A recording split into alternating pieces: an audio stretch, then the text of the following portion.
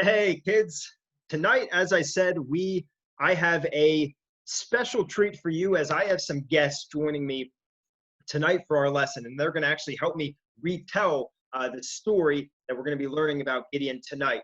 Now, as I said last week, they may be a little familiar to you, but they are a couple of thousands of years old. All right, so I think they're going to be joining us in just a moment.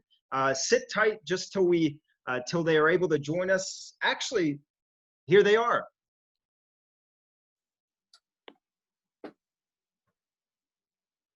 Pura, Pura, we can't see you. You're hiding behind the grass.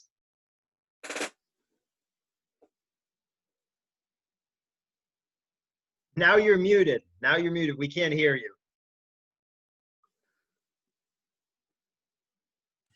There we go. It took me forever to figure out.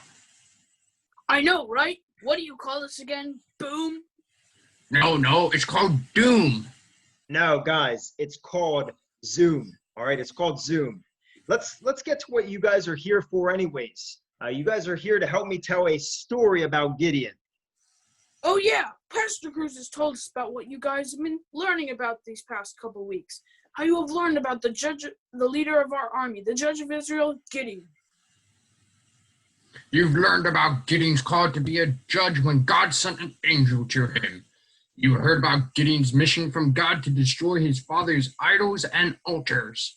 And you heard about Gideon's testing of God with the fleece and the dew. Pura, you forgot to mention Gideon's fear and doubt. That is important. How dare you talk about Gideon like that? You need to respect the mighty Gideon. Pura, it is the truth. You know that. Hold on. Pura, one of the 300 men, calm down. Pura, he's right. This is something that we need to include and tell the kids about because it's recorded in the Bible. And it's very important that they understand that Gideon wasn't perfect. He was a man of both fear and doubt. Okay. Don't let Gideon know I was in on this conversation. Okay, I won't tell him. Got it, Pastor Cruz. How come you haven't invited us for any of these other stories you've looked at? Well, guys, I didn't want to take up too much of your time. With this quarantine going on, we have plenty of time. Right, Pura? You got that right. I'm getting so bored here. I would love to think about the past and tell our adventures to the kids for the glory of God.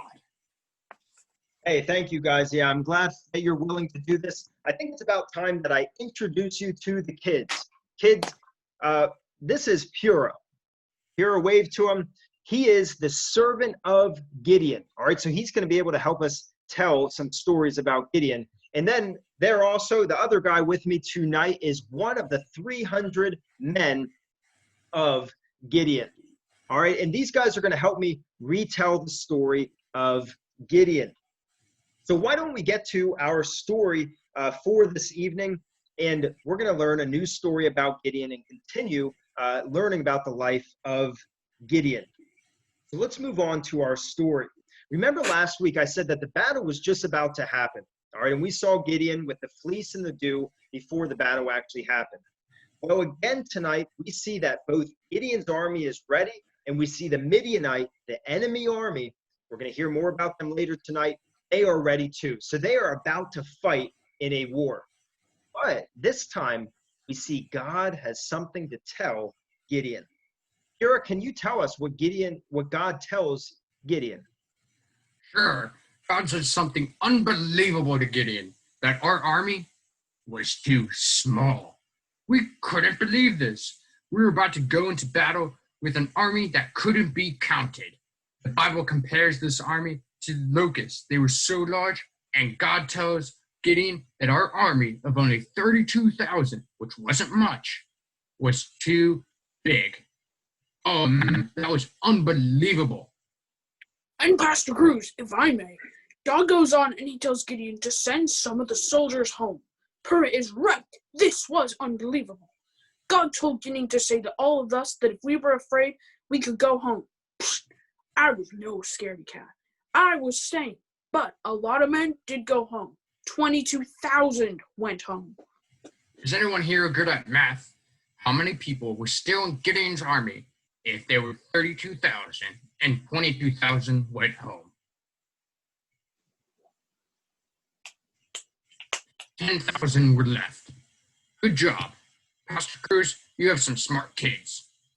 Yes, we do. We do have some smart kids. But you guys forgot to say why God made his army smaller, why he shrunk it from 32,000 down to 10,000. All right, so kids, turn in your Bibles, if you have them with you, to the book of Judges. We've been looking at the book of Judges these last couple of weeks because Gideon's story is found in the book of Judges. And I want to show you why God made Gideon's army smaller. So look with me at Judges chapter 7. We're going to look at verse 2.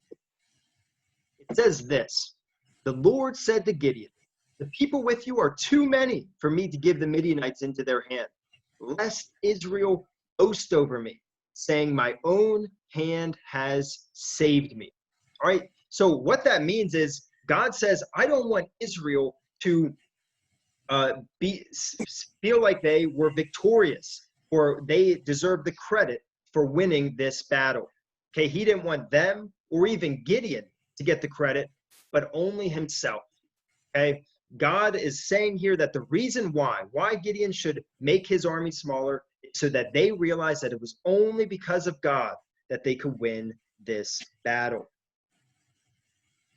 Thanks for mentioning that, Pastor Cruz. You would have thought if God wanted us to win a battle, he would have said that our army was too small and that we needed more troops. But he actually says the opposite. Yeah, that really shows how powerful and mighty of a God he is. He was saying that we could win a battle with only 10,000 men. Oh, but don't forget that God didn't go into battle with the Israelites with 10,000 men. Gideon's army gets smaller. Of course I remember. I was one of those men that fought with the Midianites. Do you mind if I tell the kids this story? Yeah, that would be great. Go right ahead. Purah, tell me if I forget anything. So after the 22,000 soldiers went home, God went to Gideon and told him there are still too many. God told Gideon to take all of the army down to the water, and there he would make Gideon's army smaller. And he made the 10,000 army into a 300-man army. And I was one of those 300. You forgot how God decided the 300. God told Gideon to take all those who lapped the water up like how dogs lap up water to be in his army, and all those who knelt down to drink could go home. I still can't believe it. God wanted us to go into battle with only 300 men against the Midianite army that couldn't be counted. We already said that they were compared to locusts, but the Bible even compares them to the sand on the seashore. Kids, can you imagine counting all the sand on the beach? That's how it'd be if you tried to count the Midianite army. Yeah, thank you guys. That's really helpful, and kids, that's really helpful for us to know. So our story ends with 300 men in Gideon's army versus an uncountable army, a huge army, as Pura just told us. They're compared to locusts. They're compared to sand. I can't imagine trying to count all the sand on a beach. That's how many were in this army that Gideon was going up against. And remember, we already told you even last week that God said that he would save Israel. He would give them victory.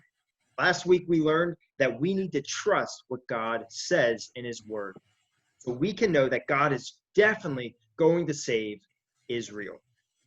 So let's think about what this story has to teach us. All right, let's think about what this teaches us about God and our relationship to God. All right, and we're going to find two things. We're going to learn two lessons from what Pura and one of the 300 men taught us this evening. The first thing we learned, I think one of the 300 men mentioned, that God is powerful. They say that with me. God is powerful. All right, and we learned this because God is able to take a 300-man army and defeat a huge army. All right, a 300-man army and defeat a huge army. The second thing that we learn is that God can use the weak in the unexpected. And I say weak and unexpected because a 300-man army would be seen as weak. All right? We wouldn't expect them to win. I think Pura told us that we would expect the complete opposite, that God would save them with a huge army to beat this army. It would be unexpected. And even I say that God can use the weak and unexpected to do what he wants done, because Gideon actually is seen as weak and unexpected, as we saw a couple weeks ago, that Gideon was fearful and he doubted. Okay, Gideon's really an unexpected guy. He was actually the youngest in his family too. And what I want to tell you tonight is that God can use you, even if you feel weak, even if you don't expect him to use you. God can use you, even if you see yourself as young, or even if you're scared, or even if your family doesn't have a lot of money. God can use you to do what he wants done. Pray to him and ask him to do this. Those are some good lessons, Pastor Cruz. There are also good reminders for me too.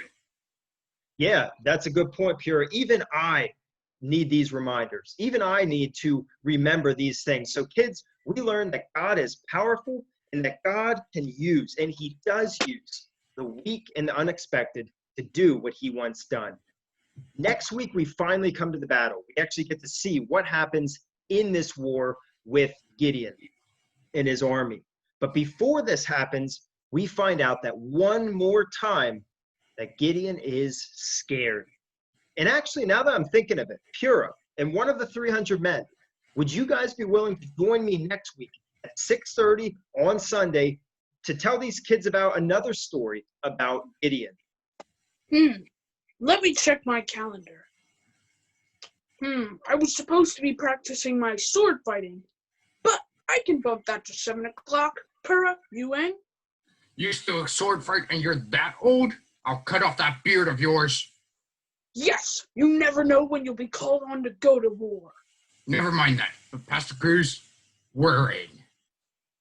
Thank you, guys. That will be great to have you back. So, guys, I'll see you at 6:30 next Sunday. And kids, we hope to see you again for another story of Gideon. We'll see you later. Bye-bye. Farewell, Bye, Pastor kid. Cruz. Farewell, kids. Goodbye, Pastor Cruz. See ya, Pura.